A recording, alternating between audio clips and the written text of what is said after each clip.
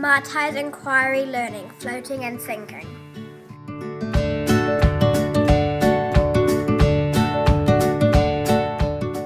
One of our first floating and sinking experiments we did was testing a variety of objects to see if they would float or sink. Before we started, we tried to predict what they would do. Some of us picked up and carefully looked at the objects. We really wanted to know what they would do when we placed them in the water. After doing this and a couple of other activities, we had some early thoughts about what might make an object float or sink. What makes something sink or float? Is it full of air? If it's boat-shaped? Does it have air pockets? What it's made from? Does it absorb water? Is it light? Is it heavy? Is it hollow? How much surface area does it have? Does it have gas in it? Does it break the surface of the water? Our next experiment involved taking a ping pong ball and a ball of plasticine, which were both the same size, and seeing what would happen when we placed them in a bowl of water. Again, we made predictions as to what we thought would happen. As most of us predicted, the ping pong ball floated and the plasticine ball sank. But as an unexpected result we observed was seeing the water level rise when the plasticine ball sank. This was because it had pushed the water out of the way as it sank. The scientific name for this is displacement. Displacement is one of the main scientific principles as to why an object floats. Now we had an even better concept of why an object floats or sinks, and we came up with our own class definition of floating.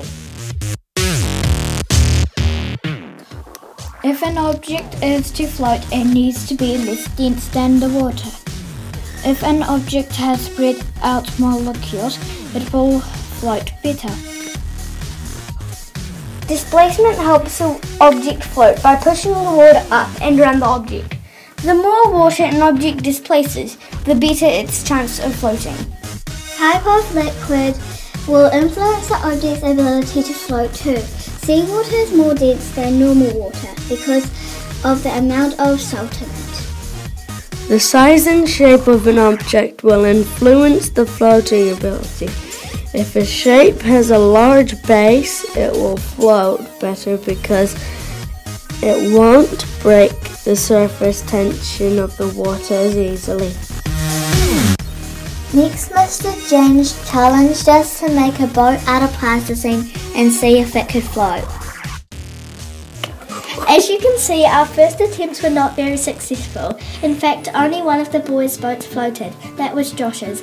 Mr. James was disappointed with the boys and said that they didn't make good boat builders, and how would we ever win the America's Cup if we couldn't get a plasticine boat to float. That made us want to try even harder next time. So the next challenge was to look carefully at the boats that did float and question why they floated. We noticed that the boats that did float had a large surface area on their base and had a large volume airspace on the inside. We chose a partner to work with to redesign our boats and improve their designs. An added challenge was to see if our new boats could not only float but also carry some weight in the form of plastic marbles. Here are some of our results. As you can see, we were much more successful this time. We had learnt from our early mistakes and Mr. James was much happier with the effort of the boys.